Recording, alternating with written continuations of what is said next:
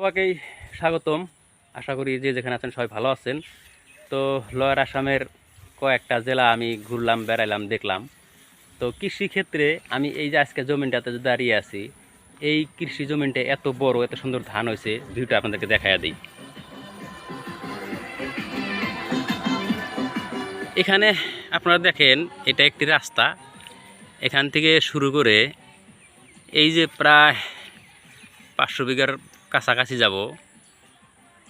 এই জমিটুতে মানে বা এই কৃষি ময়দানটাতে সমস্ত রূপে বা সম্পূর্ণরূপে খালি ধান খেতি। আমি যেহেতু যে ভিলেজগুলো যে আছে এদিকে চতুর্দিকে, এদিকে মানে আর একটা জিনিস ভালো লাগছে কি, এই মাটিটুকু বা ময়দান, কৃষি ময়দানটুকুর চতুর্দিকে দেখতে পাচ্ছেন আপনারা বস্তি। একটি মনে হয় ফুটবলার যে ফুটবল খেলার যে ময়দান, সেরকম একটা গোলাকার ক্রিকেটের স্টেডিয়ামের মতো চতুর্দিকে যে ভিলেজ ঘেরাও করে রাখছে, এটা একটা ভালো লাগে।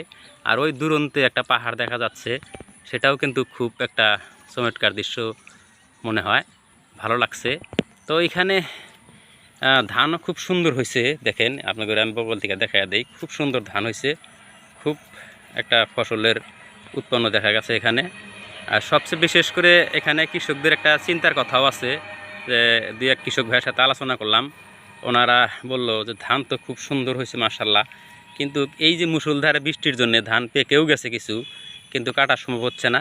এই ধানের একটা ব্যাধি আছে, খেতে থাকলে ভালো থাকে, কিন্তু যখনই ধানটা কেটে জমা করে রাখা হয়, যদি রৌদ্র না থাকে তাহলে সেখানে গাজায়া যায়। তো যাই হোক, মোটোতে এখানে ধান বা এই ময়দানের ধানগুলো দেখে অনেক ভালো লাগলো। কৃষকের মুখে হাসি ফুটছে। আর অন্য অন্য জায়গাতে যে দেখছি হয়তো এর থেকে বড় মাঠ আছে, কৃষি জমি আছে, কিন্তু এরকম একটা একসাটিয়া যে মানে সমস্ত রূপে বা সম্পূর্ণরূপে সবটুক জমিতে ধানের খেতি করছে, এটাই ভালো লাগছে বেশি। মনে হয় সবগুলা কৃষক এখানে একজোট হয়ে এক বুদ্ধি করে যে সবাই ধান খেতি করব। এত বড় বিশাল একটা ময়দানে কোনো একটা জায়গাতে অন্য কোনো ফসল দেখা যায় না। যেহেতু ক্যামেরাতেও অত দূর প্রান্তে ধারণ করা সম্ভব হলো না, আমি যেহেতু চতুর্দিকে ঘুরে ঘুরে দেখছি, কিন্তু একটা সাইড থেকে আমি ভিডিওটা আপনাদেরকে ধারণ করে দেখিয়ে দিলাম। তো যাই হোক, আপনারা যে যেখানে আছেন সবারই সুস্থ ও শুভকামনা নিয়ে আজকের ভিডিও এখানে সমাপ্ত করলাম। সবাই ভালো থাকেন। Bye bye.